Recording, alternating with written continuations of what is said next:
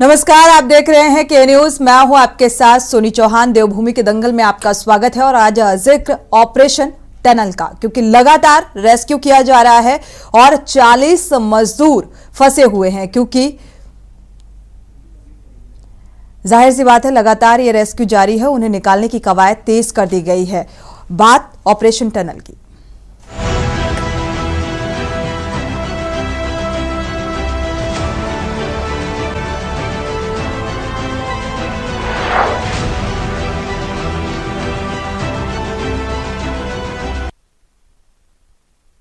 दीपावली के दिन उत्तराखंड के उत्तरकाशी में हुए टनल हादसे के बाद सरकार 40 मजदूरों की जिंदगी को बचाने की कवायद में जुटी हुई है और इस हादसे को 60 घंटे से ज्यादा का समय बीत चुका है। गुजरते समय के साथ टेंशन और बढ़ती जा रही है। हालांकि राहत वाली बात यह है कि टनल में फंसे मजदूरों से संपर्क हो रहा है। और आपको बता दें कि दीपावली के दिन उत्तरकाशी में बड़ा हादसा हुआ। चारधाम परियोजना के तहत निर्माणाधीन सिलक्यारा पोल गांव सुरंग में पिछले 60 घंटे से अधिक समय से 40 मजदूर यहां जिंदगी और मौत से जूझ रहे हैं और इन मजदूरों को निकालने का कार्य युद्ध स्तर पर चल रहा है। देहरादून से ऑगर ड्रिलिंग मशीन पहुंचाई जा चुकी हैं और अब मुख्यमंत्री पुष्कर सिंह धामी टनल में फंसे मजदूरों के बारे में अधिकारियों से निरंतर जानकारी ले रहे हैं। मुख्यमंत्री आवास में शासन के वरिष्ठ अधिकारियों के साथ बैठक कर मुख्यमंत्री ने निर्देश दिए हैं कि मौके पर तैनात जिला प्रशासन के अधिकारियों और वहां पर कार्य कर रही एजेंसियों से निरंतर समन्वय बनाकर रखा जाए। राहत सामग्री की किसी भी प्रकार की आवश्यकता पड़ने पर जल्द से जल्द उपलब्धता कराई जाए। वहीं प्रधानमंत्री नरेंद्र मोदी भी मुख्यमंत्री से पल पल की अपडेट साझा कर रहे हैं। पीएम मोदी ने इस संबंध में 2 बार मुख्यमंत्री धामी से फोन पर बातचीत भी की, राहत एवं बचाव कार्यों की जानकारी ली। वहीं एक तरफ जहां सरकार ऑपरेशन जिंदगी के तहत मजदूरों को बचाने की कोशिशों में लगी हुई है, तो दूसरी ओर विपक्षी दलों ने इस मामले को लेकर सत्ता पक्ष पर हमला बोल दिया है। कांग्रेस, आम आदमी पार्टी समेत तमाम विपक्षी दलों ने इस घटना को लेकर सरकार पर हमला बोलते हुए लापरवाही का आरोप लगाया है और आज इसी मुद्दे को लेकर हम चर्चा करेंगे। लेकिन उससे पहले आपको दिखाते हैं ये रिपोर्ट।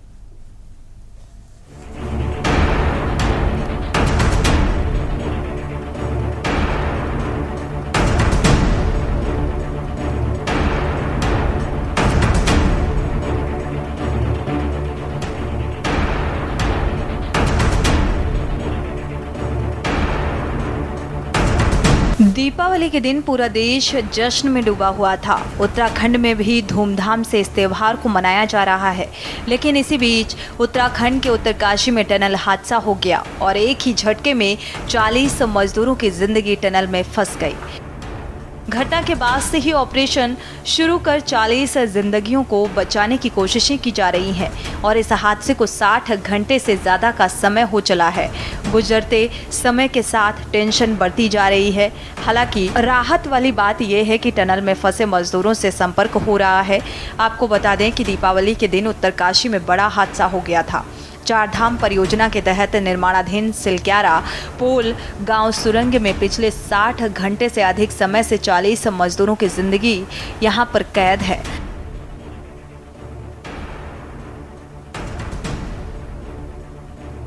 टनल का निर्माणाधीन कार्य था, लगभग 4.5 किलोमीटर का। उसमें मात्र 400 मीटर बचा हुआ है ब्रेक थ्रू के लिए। मतलब कि लगभग टनल 4 किलोमीटर से ज़्यादा बन चुकी है और अचानक बीच में ये मलबा आने से 40 श्रमिक भाई अंदर फंस गए हैं और उनको निकाले जाने के लिए लगातार बचाव का काम किया जा रहा है। रेस्क्यू अभियान चला हुआ है जिसमें सभी एक्सपर्ट एजेंसियां काम कर रही हैं और RVNL के लोग भी वहां पहुंच गए हैं। अन्य एजेंसियों के लोग भी वहां पहुंचे हुए हैं जो टनल के क्षेत्र में अपनी विशेषज्ञता रखते हैं। बचाव का काम तेजी से हो रहा है। रात्रि को उनसे संपर्क भी स्थापित हो गया है। ऑक्सीजन लगातार भेजी जा रही है, पानी भेजा जा रहा है, खाद्य सामग्री अंदर भेजी गई है। अंदर लोग फंसे हैं, उनसे भी हमें हेल्प मिल रहा है। जब उनसे बात हुई तो दे वर वेरी कूल। उन्होंने बड़े अच्छे से बात किया। उन्होंने ये बताया कि कहाँ तक अंदर की तरफ कहाँ तक भू धसाव हुआ है अब वहाँ पर भूदशा की क्या स्थिति है, उससे हमको ये जानकारी मिली है 50 मीटर का लगभग है, क्योंकि इस तरफ से हम देख रहे हैं, इस पोजीशन से शुरू हुआ इस चैनल से, और अंदर ये बताया कि उस चैनल तक वहाँ पर मलबा है। तो हमें ये पता चला उन लोगों के कारण कि कितना दूर तक भूदसाव है। तो जो अंदर है वो तो कूल है, कोई दिक्कत नहीं है।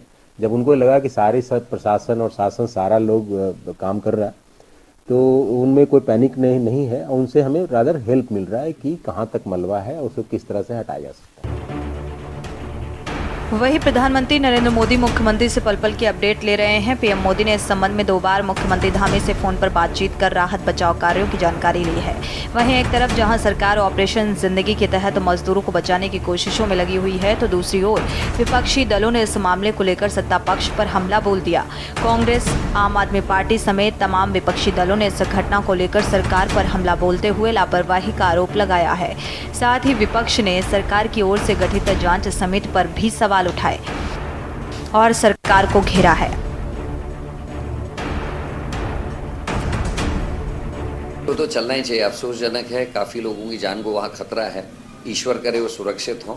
लेकिन मेरे को इतना कहना कि रिहणी की जो घटना घटी थी 2001 में, उससे सरकार ने कोई सबक नहीं लिया, और उस समय भी लापरवाही से अनेकों लोगों की जान गई। आज भी अब वहाँ मेरे को बताया गया कि होम पाइप अब डाले जा रहे हैं, जबकि कायदा ये होना चाहिए कि एक तो कंट्रोल ब्लास्टिंग होनी चाहिए, जो अनकंट्रोल ब्लास्टिंग हो रही है, जिसकी शिकायतें मैं पिछले 1 साल से आप लोगों के माध्यम से लगातार दीपावली के दिन उत्तरकाशी के सिलक्यारा डंडाल गांव टनल में भूदसाव के कारण 36 से ज्यादा मजदूरों की जान सांसत में है, और जिस तरह से 200 मीटर अंदर भूदसाव हुआ, उससे उन मजदूरों को कब रेस्क्यू किया जाएगा अभी ये साफ नहीं हो रहा है। ये कोई पहली घटना नहीं है कि जब इस तरह का भूदसाव हुआ हो। इससे पहले रैणी गांव में जो हादसा टनल के अंदर हुआ, उसके बाद जोशीमठ में जिस तरह से दरारें आई, और चंबा की टनल में की दरारों की खबर से लेकर के ऋषिकेश कर्णप्रयाग रेल लाइन में अलग अलग टनल पर भूदसाव और गांव में दरारें पड़ने की खबरों से निश्चित रूप से सबक लेने की जरूरत है। उत्तराखंड जोन 4-5 का क्षेत्र होने के कारण यहाँ पर कच्चे पहाड़, हिमालय की श्रृंखला सबसे नई है। इस वजह से जहां जहां टनल का निर्माण हो रहा है, वहां पर उसका भूगर्भीय सर्वेक्षण करने के बाद अगर सरकार इस काम को जिम्मेदार और कैपेबल कंपनियों को देती, तो निश्चित रूप से इस ढंग के हादसों से बचा जा सकता है। देश की जब भी प्रदेश के अंदर बड़ी आपदाएं आई हैं, उन्होंने उसमें राजनीतिक अवसर तलाशने की कोशिश की है, और उत्तरकाशी के सिलक्यारा में जो टनल में 40 लोग फंसे हुए हैं, हमारे मुख्यमंत्री माननीय पुष्कर सिंह धामी जी और हमारी सरकार की सबसे पहले प्राथमिकता है कि जो जिंदगी और मौत के बीच वहाँ जूझ रहे हैं, उन सबकी जान बचाने का सरकार पहली प्राथमिकता से काम कर रही है। कुल मिलाकर उत्तरकाशी में हुए टनल हादसे ने एक बात तो साफ कर दी है कि हमने पिछले हादसों से कोई सबक नहीं लिया। यदि लिया होता तो आज 40 जिंदगियों को बचाने की इतनी जद्दोजहद नहीं करनी पड़ती। हालांकि राहत वाली बात यह है कि टनल में फंसे मजदूरों से संपर्क हो पा रहा है, लेकिन सवाल ये है कि क्या समय रहते सभी को सुरक्षित बाहर निकाल लिया जाएगा? क्या सरकार जांच कमेटी की रिपोर्ट के आधार पर कार्रवाई करेगी या नहीं? Uttarakhand desk report.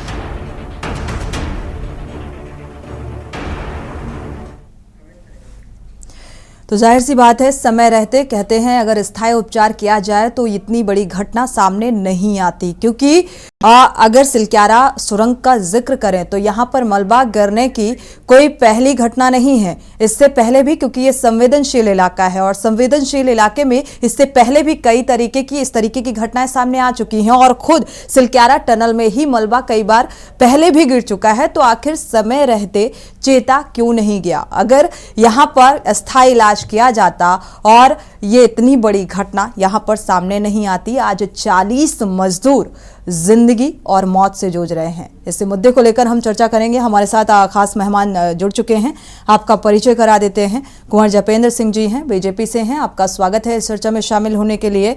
मथुरा दत्त जोशी हैं, प्रदेश उपाध्यक्ष हैं, कांग्रेस से, आपका भी बहुत बहुत स्वागत।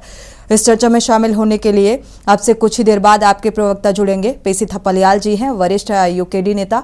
आपका भी बहुत बहुत स्वागत है इस चर्चा में शामिल होने के लिए। ए.के. ब्यानी जी हैं, पूर्व प्रोफेसर हैं, भूवैज्ञानिक हैं, विशेषज्ञ। आपका भी बहुत बहुत स्वागत इस चर्चा में शामिल होने के लिए। शुरुआत आपसे कर लेते हैं ए.के. ब्यानी जी, क्योंकि ये जो घटना सामने आ रही है और ये चूंकि पहली घटना नहीं है, इससे पहले भी इसे संवेदनशील माना जाता रहा है। सिलक्यारा टनल का अगर जिक्र करें, लेकिन फिर भी नहीं चेता गया, कोई स्थायी उपचार नहीं किया गया और इतना बड़ा हादसा आज सामने है जिसको लेकर हम चर्चा कर रहे हैं। इस घटना को लेकर आपकी प्रतिक्रिया? देखिए, हिमालय पर्वत क्षेत्र निश्चित रूप से संवेदनशील है, जी। इसमें कोई दो मत नहीं हो सकता है। अब संवेदनशील क्षेत्र में ऐसा भी नहीं हो सकता कि निर्माण नहीं करा जाए। हम बिल्कुल। ये पिछले कई वर्षों से लगातार देख रहे हैं, जिस भी क्षेत्र का विकास नहीं हुआ है वहां से आबादी का बड़े पैमाने पे पलायन हुआ, और ये कई बार आपके चैनल में डिस्कशन हुआ है। तो विकास की भी हमारी जरूरत है, और विकास के लिए सड़कें भी बनेगी, टनल भी बनते हैं, बांध भी बनते हैं, सब तरह से चहुमुखी विकास होगा, तभी वहां पे पलायन रुकेगा। अभी ये जो टनल बन रही थी, इसमें ऐसा नहीं है कि एकाएक बिना भूगर्भीय सर्वेक्षण के टनल बन जाए। टनल बनने के पहले काफी विस्तृत में सर्वेक्षण होता है, पहले प्रिलिमिनरी सर्वेक्षण होता है, फिर उसके बाद डिटेल प्रोजेक्ट रिपोर्ट बनती है, बिल्कुल। जिसमें सिर्फ सरफेस और जियोफिजिकल इन्वेस्टिगेशन होते हैं। और इसके बाद जब टनल बनती है और यह जब खुदाई शुरू होती है, तो उसके पहले ये डिसाइड हो जाता है कि इसको कैसे बनाना, टनल बोरिंग मशीन से बनाना या ब्लास्टिंग से बनाना या किस तरह से बनाना, और अगर ब्लास्टिंग करना है तो किस तरह का ब्लास्ट यूज करना चाहिए जिससे कम पर्यावरण को और आसपास के क्षेत्रों को नुकसान पहुंचे। आजकल सरकार भी इस मामले में जागरूक है और वो चाहती है कि कम से कम नुकसान हो, इसलिए कंट्रोल ब्लास्टिंग का जमाना है, जहां पर अगर आपके ब्लास्टिंग हो रही तो आसपास के क्षेत्रों में पता भी नहीं चलता। और इन सब के बावजूद जैसे जैसे टनल की गति आगे बढ़ती जाती है या आगे खुदती जाती है, तो वो जो कंपनी है उनके भूवैज्ञानिक और सरकारी भूवैज्ञानिक दोनों एक एक इंच जगह का सर्वेक्षण करते हैं, उसका जियोलॉजिकल मैप बनाते हैं। तो ये नहीं हो सकता है, मेरा ऐसा मानना है कि अगर कोई कमजोर क्षेत्र है टनल के अंदर, सारा क्षेत्र एक जैसे नहीं होते, कई चट्टानें मजबूत होती है, कई चट्टानें कमजोर होती है, तो वो आपकी आंखों से ओझल नहीं हो सकता है। और अगर ओझल हुआ है तो इसका मतलब कहीं न कहीं लापरवाही भूवैज्ञानिक सर्वेक्षण, भू जियोलॉजिकल मैपिंग में हुई है। और अगर ये चीज पकड़ में आई, ये सिर्फ करके बात इसलिए कर रहा हूँ क्योंकि मैं उस टनल में गया नहीं हूँ, अगर ये चीज पकड़ में आई तो उसके लिए तरह तरह के उपचार होते हैं, और उन उपचार यानी हम टनल की लाइनिंग से करते हैं, और जहाँ पे जैसी जरूरत होती है वहां पे उस लाइनिंग करते हैं। अगर लाइनिंग बराबर नहीं है तो बिल्कुल देखा जाए ये जांच का विषय है, और किस तरीके से जांच होती है अंदर के हिस्से से लेकर बाहरी हिस्से से लेकर, और किस तरीके से जांच सामने आएगी, रिपोर्ट क्या कुछ बयां करती है, उस आधार पर आगे बातचीत करेंगे। हमारे साथ थोड़ा सा करेक्शन करना चाहेंगे, हमारे साथ जोत सिंह बिष्ट जी जुड़ चुके हैं। आप नेता, आपका स्वागत है इस चर्चा में शामिल होने के लिए। कांग्रेस प्रदेश उपाध्यक्ष भी आपसे कुछ देर बाद जुड़ेंगे। जोत सिंह बिष्ट जी, आपका रुख करें, उससे पहले कुंवर जपेंद्र सिंह जी का रुख कर लेते हैं। कुंवर जपेंद्र सिंह जी, इस घटना को लेकर आपकी प्रतिक्रिया? ब्यानी जी ने काफी तस्वीर साफ कर दी, और उत्तराखंड से सबसे अच्छी खबर ये है कि कुछ ही घंटों में आने वाले समय में ये ऑपरेशन सफल होने जा रहा है। हमारे सभी कर्मी जो टनल के अंदर फंसे हुए थे इस घटना के बाद, वो सब सुरक्षित हैं। जानमाल की किसी तरह की देवभूमि में देवताओं की कृपा से हानि नहीं हुई है, क्योंकि सारा शासन प्रशासन और कंसर्निंग एजेंसियां अपना काम कर रही हैं। उनके पास भोजन भी पहुंच रहा है, ऑक्सीजन की भी व्यवस्था हो गई है, और वो अंदर से पूरी तरह से एक सटीक जानकारी उनके द्वारा मुहैया कराई गई, जिसके आधार पर इस ऑपरेशन को सफलता की ओर बढ़ाया गया। तो ये एक पहला पहलू है। माननीय मुख्यमंत्री जी पूरी तरह से इसकी मॉनिटरिंग कर रहे हैं। दिवाली वाले दिन से ही शासन प्रशासन सभी लोग वहां पे लगे हुए हैं, और आने वाले समय में ये पूरी तरह से साफ हो जाएगा और वो सभी लोग सुरक्षित बाहर निकाल लिए जाएंगे। लगभग कामयाबी के करीब ही हैं वहां पे काम करने वाली एजेंसियां और सभी कर्मी, एनडीआरएफ के सभी साथी। फिलहाल जो प्रयास होते हुए नजर आ रहे हैं वो बेहतर हैं, लेकिन बस अब इंतजार है इस बात का कि कितनी जल्दी ये 40 मजदूर जो हैं वो सुरक्षित टनल से बाहर आ सकेंगे, क्योंकि उस पल का इंतजार सभी को है। क्योंकि लगातार जिस तरीके से रेस्क्यू किया जा रहा है, और कह रहे हैं 45 लोग थे, हालांकि 5 लोगों ने जैसे ही मलबा गिरना स्टार्ट हुआ वैसे ही 5 लोगों ने, 5 जो मजदूर थे उन्होंने दौड़कर अपनी जान बचाई है। लेकिन सबसे अहम बात ये कि ये जो खुशियां हैं, जो दीपावली का त्योहार है, इनके लिए मातम में तब्दील होता हुआ नजर आ रहा है, या ये कहें इनके परिवार के लिए भी? आज अब नहीं है, अब स्थितियां नियंत्रण में है, ठीक है, और देवभूमि रिकवरी है। ये थोड़ा सा अच्छी बात है रिकवरी, लेकिन इसको पूर्ण रूप तभी मिलेगा जपेंद्र जी जब सुरक्षित 40 की 40 मजदूर टनल से बाहर आ जाएंगे, तब हम उस खुशी को भी सेलिब्रेट करेंगे। और दूसरी बात ये, और सभी एजेंसियां तत्परता से काम कर रही हैं, माननीय मुख्यमंत्री जी की मॉनिटरिंग बनी हुई है और सभी शासन प्रशासन के अधिकारी मौके पे हैं। ठीक है, हादसा होने के बाद सतर्कता, और ये एक जिम्मेदारी भी है सत्ता पक्ष की, जो किया जा रहा है उनको सुरक्षित निकालना एक जिम्मेदारी है। और लेकिन ये ऐसे हादसे दोहराए ना, इसके लिए आगे क्या कुछ व्यवस्था होगी उसको लेकर भी हम चर्चा करेंगे। हमारे साथ कांग्रेस उपाध्यक्ष भी जुड़ चुके हैं, प्रवक्ता मथुरा दत्त जोशी जी, आपका भी बहुत बहुत स्वागत इस चर्चा में शामिल होने के लिए। ज्योत सिंह बिष्ट जी, आपका रुख कर लेते हैं, इस घटना को लेकर आपकी प्रतिक्रिया।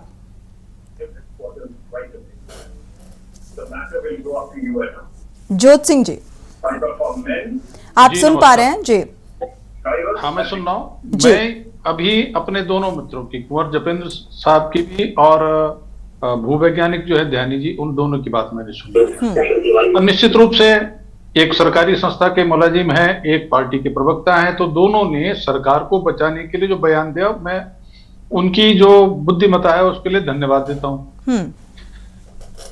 ध्यानी जी ने जो कहा कि विकास के लिए टनल भी बनेगी, ये भी होगा, वो भी होगा, क्या इनका काम इस तरह की सिफारिश करना है? विकास के लिए टनल जो बने, पहला सवाल ये बनता है कि इस टनल का जो जियोलॉजिकल सर्वे जिस संस्था ने किया उसका नाम खुलासा होना चाहिए कि उन्होंने बगैर प्रॉपर सर्वे के, जहां पर इस ढंग का बड़ा हादसा होने की संभावना पहले से दिखाई दे रही थी, उस पर इस निर्माण कंपनी ने, एजेंसी ने ध्यान नहीं दिया, और उसके बाद हादसा हुआ, लोग बच गए, ये सरकार अपनी पीठ न थपथपाए।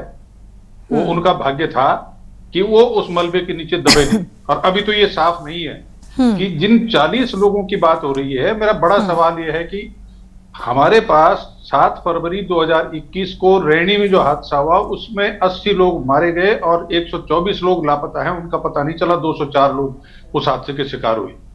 सरकार को क्या उससे सबक नहीं लेना चाहिए? पहली बात। दूसरी बात, इस कंपनी में अगर डायरेक्ट सरकार से इस कंपनी ने ठेका लिया, नवयुगा ने जो वहां पर काम कर रही है, तो तब फिर इसके बाद इनके वहां पर इस ढंग के हादसों से बचाव के लिए क्या इन्होंने प्रॉपर इक्विपमेंट वहां पर रखे हुए थे? ये दूसरी बात है। इनका जो मजदूर वहां पर काम कर रहा है, आपको एक चीज समझनी पड़ेगी। ठीक है, जपेंद्र जी आते हैं, सुन लीजिए, इसके बाद जवाब आपको देना। प्लीज सुन लीजिए। ये स्थानीय मजदूर नहीं थे, ये बाहरी राज्यों के मजदूर है, इसलिए वहां पर कोई ज्यादा शोर शराबा नहीं हुआ। अगर स्थानीय मजदूर होते तो तब फिर जो सरकार को झेलना पड़ता उसका इनको अंदाजा आ जाना चाहिए। मैं जो कहना चाह रहा हूं कि जो मजदूर वहां पर काम कर रहे हैं, क्या जिला प्रशासन के पास इनका रिकॉर्ड है?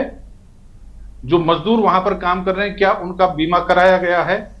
जो मजदूर वहां पर काम कर रहे हैं, क्या उनको इस ढंग के टनल में काम करने के लिए पहले प्रशिक्षण देकर के अंदर भेजा गया कि इस ढंग के हादसे होंगे? चलिए, तो फिलहाल मुझे लगता है इस हादसे में थोड़ा सा सुझाव बेहद जरूरी है विपक्षी पार्टियों का भी, बजाय राजनीति करने के। ठीक बात है, आप एक वैलिड पॉइंट जो है वो रख रहे हैं ज्योत सिंह जी, ठीक है, इसका जवाब ले लेते हैं।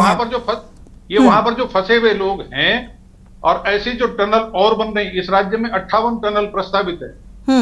जो ऋषिकेश कर्णप्रयाग रेल लाइन पर टनल बन रही है, 3 से 4 टनल में ऊपर गांव में दरार आ गई, नीचे जो है उनमें पानी का रिसाव हो रहा है, और वहां पर जगह जगह जिस ढंग से दरारें पड़ रही हैं, तो ये जियोलॉजिकल सर्वे का जो काम है, मैं ध्यानी जी से मेरा सवाल है कि अगर कोई एजेंसी गलत रिपोर्ट दे रही है तो उसकी जवाबदेही किस पर फिक्स होगी?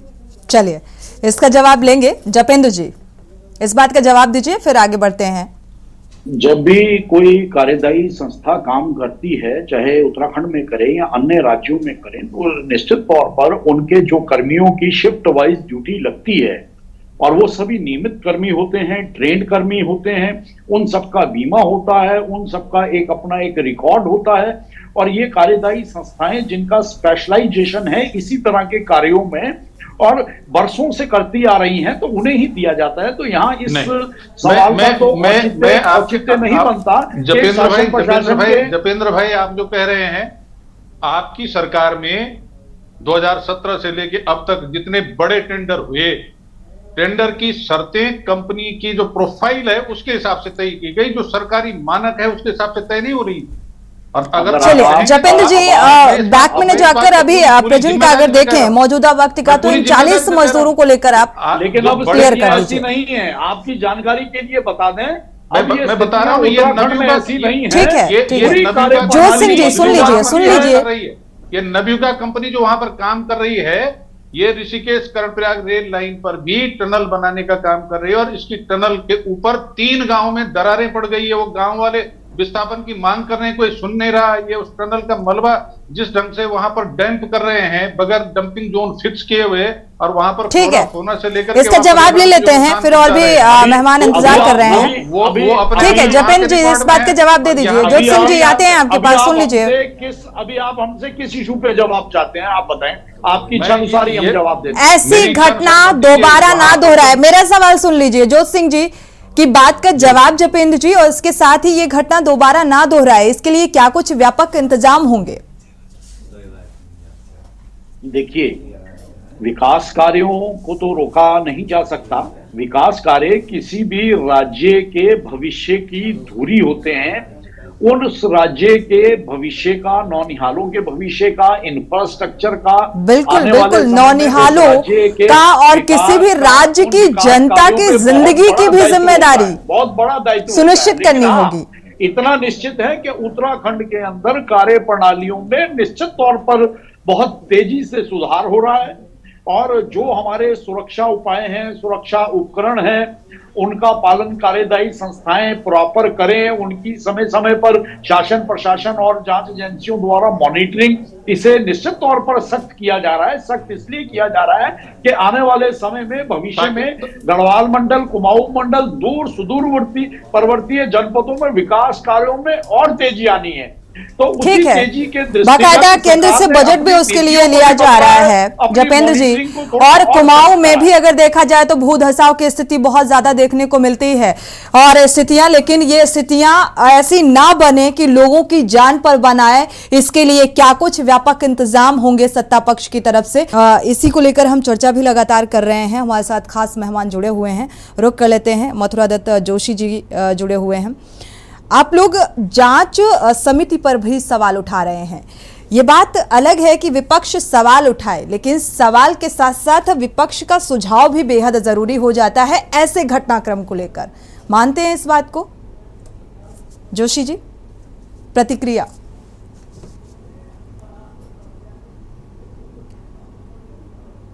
मथुरा जी अनम्यूट कर लीजिएगा, इसके बाद बोलिएगा।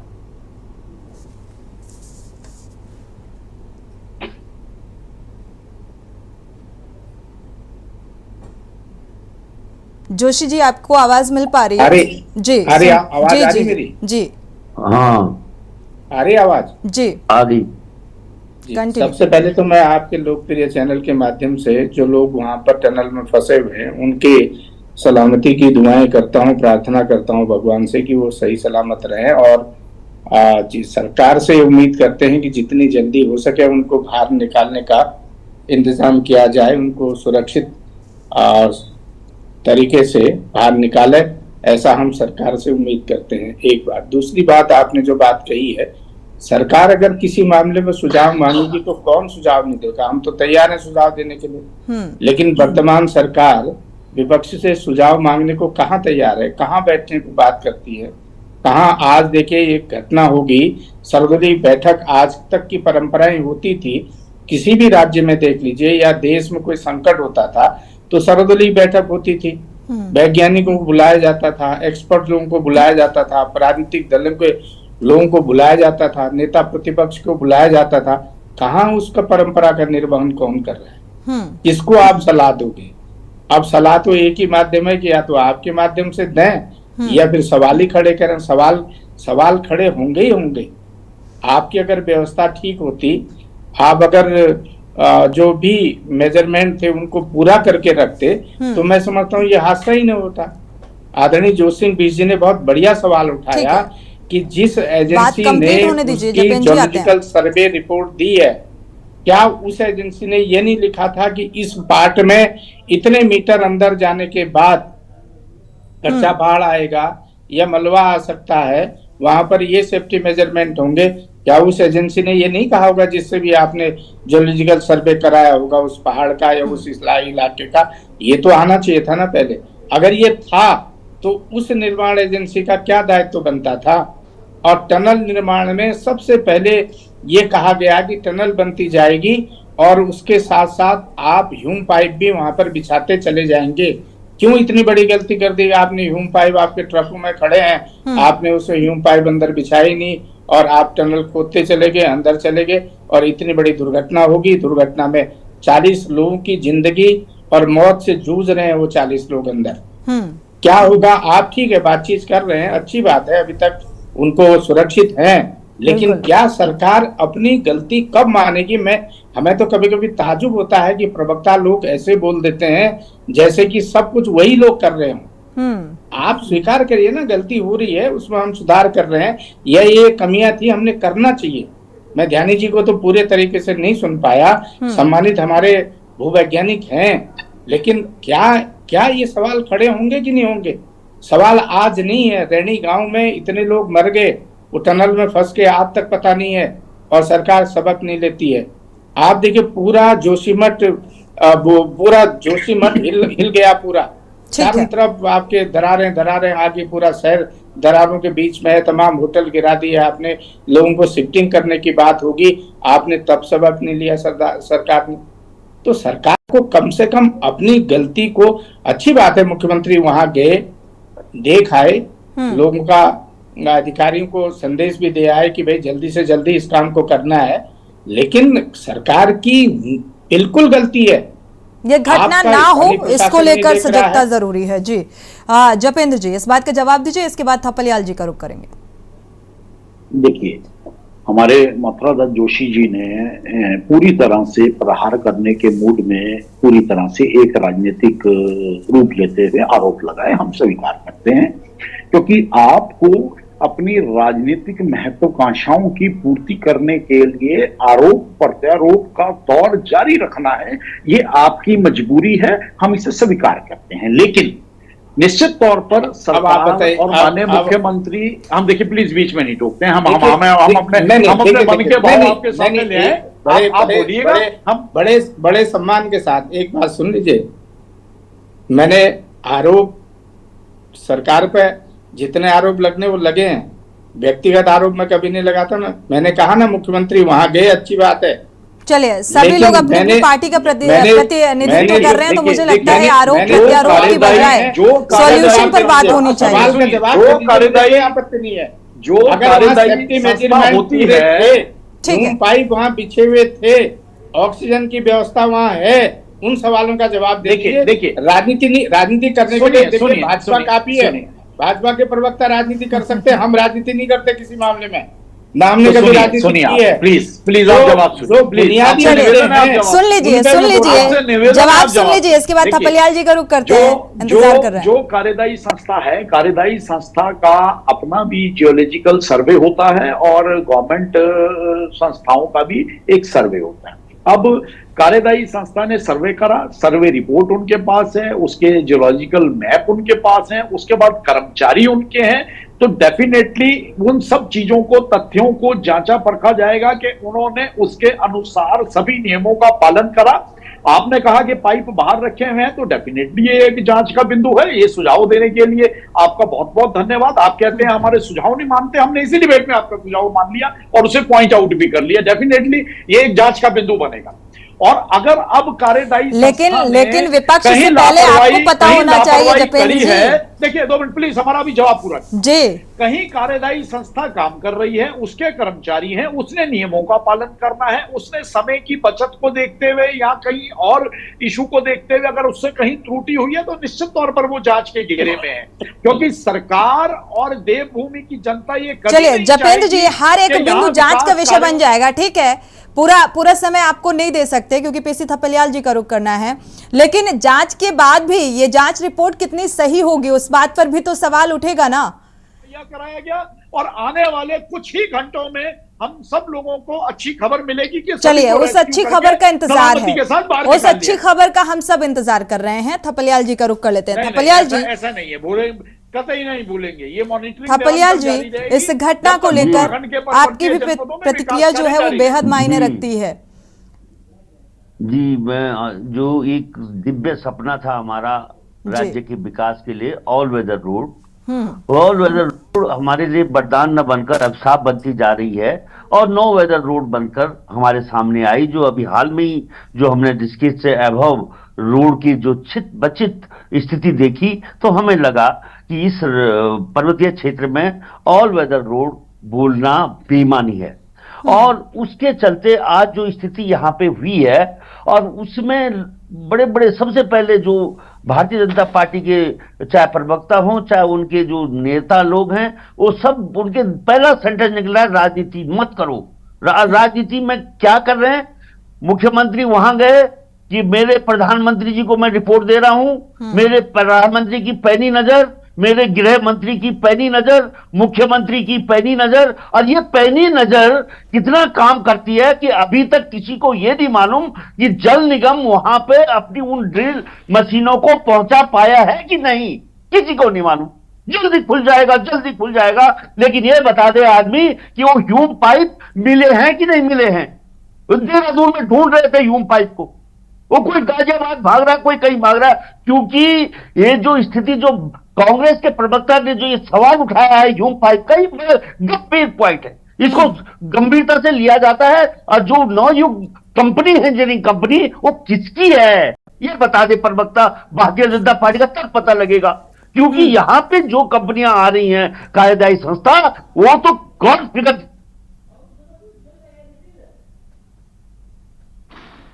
बिल्कुल,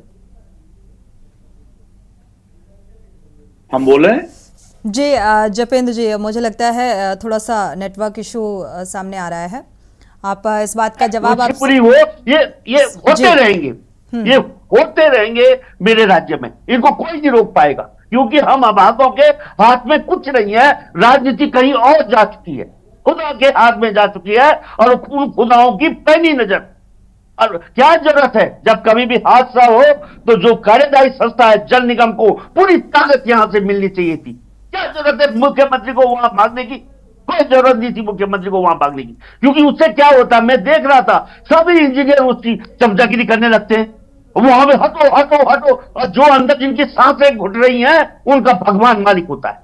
ये सब चीजें बहुत गंभीर इशू है और हमें गंभीरता से बताना चाहिए। इस समय भारतीय जनता पार्टी सरकार को बताना चाहिए कि जल निगम क्या अपने काम पे शुरू हो चुका है कि नहीं हो चुका है, क्या वहां पे जो ड्रिलिंग मशीन है वो पहुंच गई कि नहीं पहुंच गई। सबसे पहला उद्देश्य है उन 40 जानों को बचाना, उसके बाद देख लेंगे हमको क्या इशू था, क्या नहीं था, इंश्योरेंस था नहीं था, ये सब बात के सवाल है।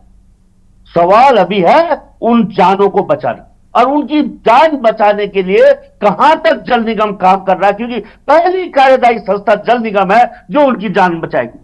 ये हमारा आज सवाल है, पूरे उत्तराखंड के लोगों का ये सवाल है, और इस सवाल का जवाब चाह रहे हैं हम।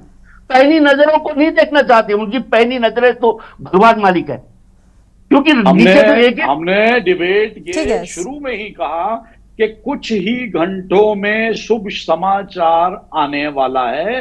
सभी सुरक्षित हैं, सभी को ऑक्सीजन मुहैया करा दी गई, भोजन नियमित रूप से पहुंच रहा है, लेकिन हमारे भारतीय जनता पार्टी के कट्टर विरोधी, माननीय प्रधानमंत्री जी के कट्टर विरोधी, हमारे युवा मुख्यमंत्री जी के कट्टर विरोधी, लेकिन हमारे थोड़े से मित्र थपलियाल जी इतना एग्रेसिव जब हो जाते हैं ना, तो कई बार हमें भी डर लगता है कि थपलियाल जी का बीपी कहीं ना हिल जाए। देखिए अब मुस्कुराने लगे, अब मुस्कुराने लगे। तो थपलियाल जी आप ये बता दें कि जल निगम के ह्यूम पाइप मिल गए कि नहीं मिले? ये सवाल है जो सवाल मैं खड़ा कर रहा हूँ। जल निगम वहां पहुंच गया, क्या उनका सुरक्षित आना लाजमी है? तो हमने स्टार्टिंग में ही कहा कि कुछ घंटों में शुभ समाचार मिलेगा। सपलियाल जी आप इतने एग्रेसिव ना हुआ कीजिए। आज के समय में ये दिल की बीमारी और high blood pressure, high tension, ये सब थपलियाल जी की चिंता मत करिए। जपेंद्र जी, थपलियाल जी ने जो सवाल उठाया है, भ्रष्टाचारी व्यवस्था में हमें, जपेंद्र जी आप सुन पा रहे हैं? सरकार और माननीय मुख्यमंत्री जपेंद्र जी आप सुन पा रहे हैं? पल पल की मॉनिटरिंग कर रहे हैं और हम भरोसा दिलाते हैं आपको सरकार एजेंसियों की ओर से आने वाले कुछ ही समय में बहुत शुभ समाचार सबके सुरक्षित रेस्क्यू का सब मीडिया के सामने आने वाला है। ठीक है जपेंद्र जी आप सुन पा रहे हैं? जी। थपलियाल जी ने जो सवाल उठाया, थपलियाल जी की चिंता मत कीजिए। मुझे लगता है चिंता इस वक्त करना बेहद जरूरी है उन 40 मजदूरों की। ये बात ठीक है कि आप कह रहे हैं कि सुरक्षित कुछ घंटे का इंतजार और सुरक्षित इन 40 मजदूरों को निकाला जा सकेगा, और जो कोशिशें हैं, जो प्रयास हैं, वो लगातार किए भी जा रहे हैं। हम सबको भी इस बात का इंतजार है, लेकिन जो यहाँ पर सवाल उठाए जा रहे हैं उनको लेकर भी थोड़ी सी गंभीरता नजर आनी चाहिए। मुझे लगता है ये गंभीर मुद्दा है, बेहद गंभीर है कि आने वाले समय में ये स्थिति, ये परिस्थिति वापस से ऐसी ना बने, इसके लिए क्या कुछ इंतजाम आगे सरकार के होंगे, क्या कुछ ठोस कदम आगे सरकार के होंगे?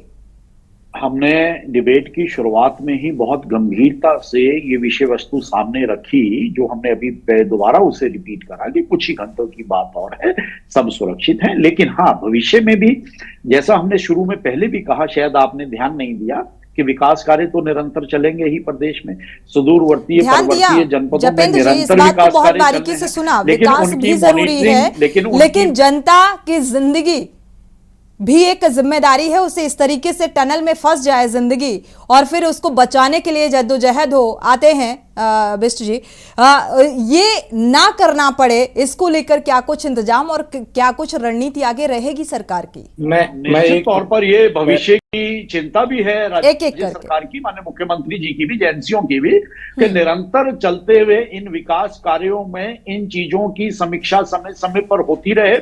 जो रिपोर्टिंग होती है, जो जियोलॉजिकल सर्वेज होते हैं, वो भी सरकार उनकी भी प्रॉपर अब भविष्य में मॉनिटरिंग करेगी और कार्यदायी संस्थाएं उस रिपोर्ट के आधार पर और उसमें और स्पेशलाइजेशन, क्योंकि सिलक्यारा का अगर जिक्र करें जपेंद्र जी, सिलक्यारा जो टनल है, यहाँ पर पहली बार ऐसा नहीं हुआ कि मलबा गिरने की स्थिति पहली बार बनी हो, इसलिए ये सवाल उठ रहे हैं, क्योंकि मलबा इससे पहले भी कई बार गिर चुका है और ऐसा संवेदनशील माना जाता है, जिस तरीके से स्थितियां पहले भी बनी हैं, और इसके बाद भी क्यों कोशिश नहीं की गई कि ऐसी स्थिति ना बने कि आज ये 40 मजदूर यहां पर फंसे हुए हैं, शायद स्थायी उपचार किया जाता तो ये स्थिति आज नहीं बनती। उस एहतियात का ही नतीजा है जो अंदर से छन के जानकारियां आई हैं।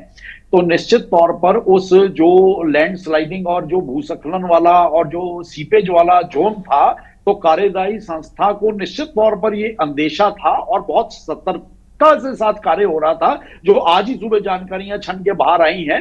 अगर उस रिपोर्ट को और उस सतर्कता को ना बरता गया होता तो ये हादसा हो सकता था, वो सब शायद जीवित ना होते। लेकिन उनका जीवित होना और कामयाबी से रेस्क्यू का आगे बढ़ते चले जाना, तो ये जो कार्यदायी संस्था की एक अभी जो उनका एक वक्तव्य बाहर आया है, हम उसके आधार पर कह रहे हैं। अगर हम उसे माने तो निश्चित तौर पर ऐसा लगता है कि बिष्ट जी कुछ कहना चाह रहे हैं, इसके बाद बयानी जी का रुख करेंगे, है कि सब अभी सुरक्षित है। ठीक है बिष्ट जी कुछ कहना चाह रहे हैं आप? मैं ये निवेदन करना चाह रहा हूं, जपेंद्र जी बातों को इधर उधर घुमा करके जो असली सवाल है उसको डिबेट से बाहर ले जा रहे हैं।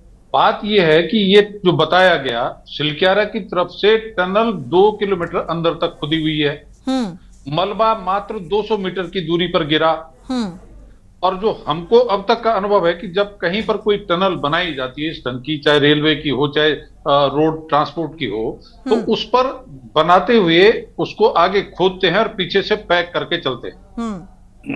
जब अगर ये 200 मीटर जहां पर मलबा गिरा, 200 मीटर के बाद अगर खुदाई 250 मीटर के अंतर्गत होती और उससे आगे खुदाई ना हुई होती, तब तो ये था कि इस ढंग का मलबा गिरा। और भाई जब 2 किलोमीटर खुदान आगे हो चुका सिलक्यारा की तरफ से और 200 मीटर पर मलबा कैसे गिरा? क्या आपने उसको पैक कर दिया था? चलिए, मुझे लगता है इस बात का जवाब हम बयानी जी से ले लेते हैं। अगर पैक नहीं, थोड़ा सुन लीजिए पूरा, पैक नहीं किया था तो फिर ये तकनीकी एजेंसी के साथ जो सरकार की गवर्नमेंट एजेंसी इसकी मॉनिटरिंग कर रही थी और उसके अलावा जो जियोलॉजिकल वहां पर देखने के लिए जिनकी जिम्मेदारी थी, वो सब इस बात के दोषी हैं। और सरकार ने इसकी जांच के लिए जो एक कमेटी गठित की, 6 सदस्यीय कमेटी, मैंने आज उस पर भी सवाल खड़ा किया है कि सरकार फिर इसकी जांच में लीपापोती करेगी, क्योंकि इस कमेटी में सारे सरकारी अधिकारी हैं। और आज भाजपा के राज में किसी सरकारी अधिकारी की हिम्मत नहीं है कि वो सरकार की कमियों को अपनी रिपोर्ट में सार्वजनिक कर दे। किसी के अंदर ऐसी ताकत नहीं है, कुव्वत नहीं है, वो डरे हुए हैं अधिकारी। वो लिखेंगे जो सरकार बोलेगी। जोशीमठ में भी ऐसे ही सरकार के सुर में सुर मिला करके सारी सरकारी एजेंसियों ने एनटीपीसी को बचाने का काम किया और जोशीमठ के लोगों को जो मुआवजा मिलना चाहिए था वो नहीं मिला। यहां पर भी ठीक वही होगा। क्यों नहीं मजदूरों के पक्ष से एक प्रतिनिधि रखा गया? क्यों नहीं एक स्वतंत्र प्रतिनिधि उस कमेटी में रखा गया? क्यों नहीं उस कमेटी को जो है मैं उस जिसने ये पहले रिपोर्ट दी थी, जिस संस्था ने कि ये टनल बनाने के लिए ठीक है, उसको प्रतिनिधि को क्यों उस कमेटी में रखा गया? ये जो सरकार लीपापोती कर रही है, लोग तो बच जाएंगे, हम भी चाहते हैं लोग बचे और अच्छी खबर आए, जिस पर हमारे जपेंद्र भाई बार बार जोर दे रहे हैं कि हमने शुभ सूचना अरे ये आपके मुख्यमंत्री की जिम्मेदारी थी कि वहां पर रेस्क्यू ऑपरेशन ठीक से करवाए। ये मोदी जी की जिम्मेदारी है, क्योंकि ये सेंट्रल रोड फंड के पैसे से बन रहा है, केंद्र का भी इसमें इन्वॉल्वमेंट है, राज्य का भी इन्वॉल्वमेंट है। तो फिर ये आपकी जिम्मेदारी भी है कि इस ढंग के हादसे न हो, और अगर हो तो उनके रोकथाम के उपाय क्या हो। आप रोकथाम का उपाय करने के बजाय अपनी पीठ थपथपाने की खबरें जायज बिंदु हैं और जायज सवाल हैं। ठीक है, ये बहुत जायज बिंदु उठाए हैं। जपेंद्र जी, इस बात के जवाब आपसे लेंगे, बयानी जी का रुख करेंगे। बयानी जी, ये जो सवाल उठाए जा रहे हैं, इन सवालों से कितना इत्तेफाक रखते हैं? क्योंकि जांच एजेंसियों की जो जिम्मेदारी है, क्या वो अपनी जिम्मेदारी को बखूबी निभा पा रही हैं? क्योंकि जांच रिपोर्ट को लेकर भी सवाल उठ रहे हैं। देखिए, जहां तक जो अभी तक डिस्कशन हुआ, एक बात तो मैं कहना चाहूंगा कि मैं सरकारी अधिकारी कभी नहीं रहा। मैं डीबीएस कॉलेज में प्रोफेसर था, वहां से 5 साल पहले रिटायर हो चुका हूँ।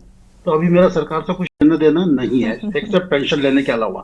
ठीक है। जहां तक रिपोर्ट की बात है, जियोलॉजिकल सर्वेक्षण की बात है, तो उत्तराखंड में मैं पिछले 45-50 साल से काम कर रहा हूँ। भूवैज्ञानिक के रूप में रिसर्च भी चलती है। तो यहाँ पर सन 1870 से भूवैज्ञानिक सर्वेक्षण चल रहा है जी। आज ये सर्वेक्षण नहीं है, ये कहना गलत है। सर्वेक्षण लगातार 1870 से कभी किसी एरिया में चला, कभी किसी एरिया में चला, और आज पूरे के पूरे उत्तराखंड का भूवैज्ञानिक सर्वेक्षण काफी बारीकी से हो रखा है।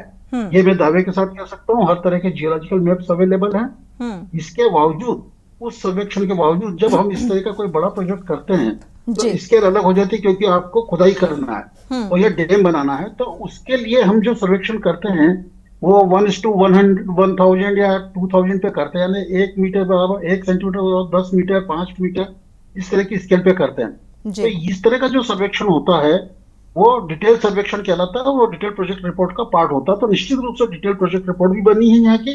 उसके बाद जब खुदाई शुरू हो जाती तो फिर 1 सेंटीमीटर इक्वल टू 1 मीटर, यानी नक्शे का 1 सेंटीमीटर 1 मीटर के बराबर या उससे भी कम जियोलॉजिकल मैप बनता है। तो यह कहना कि सर्वेक्षण नहीं हुआ है, ये बात नहीं मानी जा सकती। सर्वेक्षण बराबर भूवैज्ञानिकों ने करा होगा। अब सर्वेक्षण में कहीं ना कहीं कमी रही है, ये बात मैं मानता हूँ, क्योंकि जो सब्सिडेंस हुआ है इसको लैंडस्लाइड से हम नहीं जोड़ सकते। जो मलबा निकल के बाहर आया वो बिल्कुल बारीक चूरे टाइप का था, और उसके साथ साथ अब जो सुनने में आ रहा है कि ये देखने में आया जो देखे उसमें बड़े बड़े पत्थर गिर रहे हैं। तो ये लैंडस्लाइड नहीं था, ये किसी लेकिन बयानी जी, यहाँ पर सर्वेक्षण का जिक्र हो रहा है। सर्वेक्षण होता है तो सर्वेक्षण में बहुत सारी चीजें क्लियर हो जाती हैं। टनल बनते हुए उसको पीछे से आगे खुदाई और पीछे से पैकिंग करके नहीं चलना चाहिए था। नहीं, बिल्कुल करी है उन्होंने, पर वो अगर तोड़ के निकला है। अगर पैकिंग करके तोड़ा गया तो इसका मतलब कंस्ट्रक्शन प्रॉपर नहीं है, फिर यहाँ सवाल होता है। ये बात तो मैंने कही है शुरू में कि अगर टनल की पैकिंग हुई है और हुई भी है टनल की पैकिंग और इसके बावजूद मलबा निकला है, तो वहां का जो प्रेशर जो इतना जमीन लगाती है खुदाई के बाद, क्योंकि आप एक खाली स्पेस क्रिएट करते हैं तो आसपास का जो प्रेशर है, सब तरफ का प्रेशर वो खाली स्पेस को भरने के काम में करने की कोशिश करता है, और वो प्रेशर अगर आपने बराबर कैलकुलेट नहीं करा, इसलिए ये हादसा हुआ है। इसलिए मैं हमेशा कहता हूँ कि इसका मतलब यानी कि गलती, इसका मतलब तो ये हुआ कि गलती हुई है, बराबर होना चाहिए। चलिए, आपकी बात से लगता है कि गलती हुई है जिसकी वजह से ये हादसा हुआ। बिल्कुल हुई है। गलती हुई है और गलती का खामियाजा ही ये 40 मजदूर भुगत रहे हैं। जपेंद्र जी, इस बात का जवाब लेते हैं, फिर आगे बढ़ते हैं। निश्चित तौर पर सबसे पहले सरकार की प्राथमिकता और जिम्मेवारी ये बनती है कि ये रेस्क्यू पूरी कामयाबी के साथ खत्म हो और जल्दी से सब लोग सुरक्षित बाहर निकाले जाएं और अपने अपने घरों में जाएं और पूरे प्रदेश के ये बात तो आप शुरुआती दौर से कह रहे हैं और हम सुन भी रहे हैं जपेंद्र जी, और उम्मीद हम भी इस बात से इत्तेफाक रखते हैं, लेकिन ये गलती भी दोबारा ना दोहराए, इसके लिए क्या कहेंगे? गलती तो हुई है। निश्चित तौर पर बड़ा महत्वपूर्ण आपका सवाल है और उसके ऊपर निश्चित तौर पर सरकार का ये निर्णय है कि भविष्य में मॉनिटरिंग जो है थोड़ी सी ज्यादा बढ़ाई जाएगी। कार्यदायी संस्थाओं को नियमों के अनुरूप कार्य हो रहा है, उसमें कोई लापरवाही ना हो, कोई ढील ना बरती जाए, और उनके ऊपर एक और एजेंसी जो पूरी spot monitoring day by day minute by minute करे, ऐसी जरूरत निश्चित तौर पर अब महसूस की जाने लगी है और आने वाली योजनाओं में और आने वाले प्रोजेक्टों में निश्चित तौर पर इन चीजों का सख्ती से पालन कराया जाएगा ताकि भविष्य जपेंद्र भाई इस तरह आप की एक घटनाओं लाइन ये इंश्योर कराइए।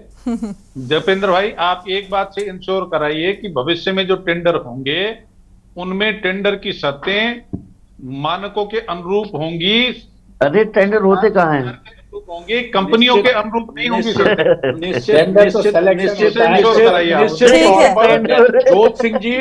जोत सिंह जी जो आपका ये सुझाव है वाकई में ये प्रदेश हित का सुझाव है और निश्चित तौर पर ये सरकार के सामने, माननीय मुख्यमंत्री जी के सामने दिल्ली में मेट्रो के लिए जो अंडरग्राउंड रूट बना है ना, एक बिल्डिंग नहीं गिरी, एक सिंगल बिल्डिंग नहीं गिरी। बहुत सारी चीजें ऐसी हैं जो मुझे लगता है सुझाव के तौर पर लेनी चाहिए सत्ता पक्ष को। जपेंद्र जी, भौगोलिक परिस्थितियों में जमीन आसमान का फर्क है। नहीं, जमीन आसमान का फर्क है। हम दिल्ली से उत्तराखंड की भौगोलिक परिस्थिति और मैं जो कहना चाह रहा हूँ, ठीक है जपेंद्र जी, आदरणीय बीस जी, कुंवर जपेंद्र जी को एक उदाहरण दे दीजिए। शायद बियानी जी तब जियोलॉजिस्ट बन गए होंगे। छिब्रो पावर हाउस बना है, छिब्रो पावर हाउस, आज से 50 साल पहले, और कोटी से लेके छिब्रो तक टनल बनी है, छिब्रो से खोदरी तक टनल बनी है।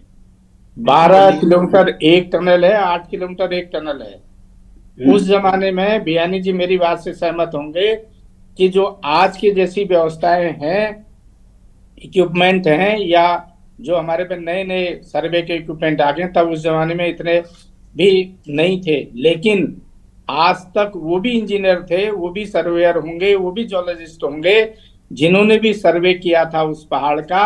एक कंकर कहीं नहीं टूटा, कहीं पर भी कोई दरार नहीं आई। सर्वे किस आधार पर हो रहा है ये भी मायने रखता है जोशी जी, और जो कार्यदायी संस्था है वो कितनी ईमानदारी से काम कर रही है, जिम्मेदारी से काम कर रही है, वो भी मायने रखता है। अगर जिम्मेदारी से काम करे तो मुझे लगता है ऐसे हादसे नहीं दोहराएंगे, और ये सत्ता पक्ष को गंभीरता से सोचना चाहिए। बिल्कुल हम आपकी बात से आते हैं। जपेंद्र जी आपका रुख करेंगे, बयानी जी कुछ कहना चाह रहे हैं जी। जो अभी जो ये टनल का उदाहरण दिया जी, तो 75 में मैं जब स्टूडेंट था तब मैंने उस टनल को विजिट करा था जी। देखिए मैंने कहा परेशानी नहीं थी। 1975 की बात कर रहा हूँ मैं, जब when I was student of Sagar university. मैंने 50 साल पुरानी बात कही, 74 बन गई। ठीक है, 48 इयर्स तो हो ही गए। ठीक बात, इसी बात का इसीलिए जिक्र भी किया कि बयानी जी इस बात से इत्तेफाक रखते होंगे। स्टील की प्लेट्स करीब आधा इंच मोटी लगाई थी, और वो इस तरह से लगाई थी जो 6 महीने बाद इस तरह से टर्न हो गई थी। तो जमीन के अंदर इतना प्रेशर था कि इतनी मोटी स्टील की प्लेट ऐसे टर्न हो गई, तो इसके लिए उन्होंने जो मानक यूज करे थे, तो उन्होंने एक टनल को 3 हिस्सों में डिवाइड करा था, जहाँ पे इस तरह की कमजोर क्षेत्र था जिसको फॉल्ट जोन कहते हैं, और उसके बाद एक टनल को 3 हिस्सों में डिवाइड करने के चलिए बाद जपेंद्र जी, अब अब मानक के अनुरूप होगा टेंडर। हम अपने दोनों प्रवक्ता साथियों की और ज्ञानी जी की बात को आगे बढ़ा देते हैं। जो ये डाकपत्थर वाला डैम बना है और उसका काफी हिस्सा जो कोदरी का, शायद जो भी जिक्र भी करा, जो हिमाचल में गया हुआ है, तो हम वहां के लिए अभी इन्होंने कह दिया। एक तो देखिए उस समय मीडिया इतना प्रभावी नहीं था, हम इसलिए उसकी थोड़ी सी जानकारी अधिक रखते हैं, क्योंकि उस एरिया में और उस टनल के आसपास का जो एरिया था जो हिमाचल में चला गया, वहां हम लोगों की खूब जमीनें हुआ करती थी। तो वहां पे क्योंकि उस समय मीडिया इतना प्रभावी नहीं था, लेकिन वहां थोड़ी सी त्रुटि की वजह से या अवरोध की वजह से पूरे 8.5 महीने तक काम बंद रहा था। मशीनें प्रॉपर नहीं थी, मैन पावर का ज्यादा यूज किया जाता था। 8.5। आज मीडिया प्रभावी है, आज छोटी से छोटी खबर पूरी देश दुनिया में फैल जाती है। तो आप इसके लिए, इस घटना के लिए भी मीडिया को जिम्मेदार मानेंगे जपेंद्र जी? जपेंद्र जी, इस बात से इत्तेफाक नहीं रखते क्या? इस घटना के लिए आप किसको जिम्मेदार मानेंगे? इस बात के जवाब दीजिए जपेंद्र जी। आप मुझे सुन पा रहे हैं? जपेंद्र जी, आप मुझे सुन पा रहे हैं? इस घटना के लिए आप किसको जिम्मेदार मानेंगे? मीडिया को? मीडिया का तो हम धन्यवाद करेंगे कि मीडिया के एक्टिव रहने की वजह से और मीडिया के एकदम से जांच एजेंसियां पूरी तरह से उसमें आ जाती है। हमने तो ठीक है, फाइनल कमेंट थपलियाल जी का ले लेते हैं। थपलियाल जी, क्या लगता है अब आगे टेंडर मानक के अनुरूप होंगे? इस हादसे से सबक लेगी सरकार?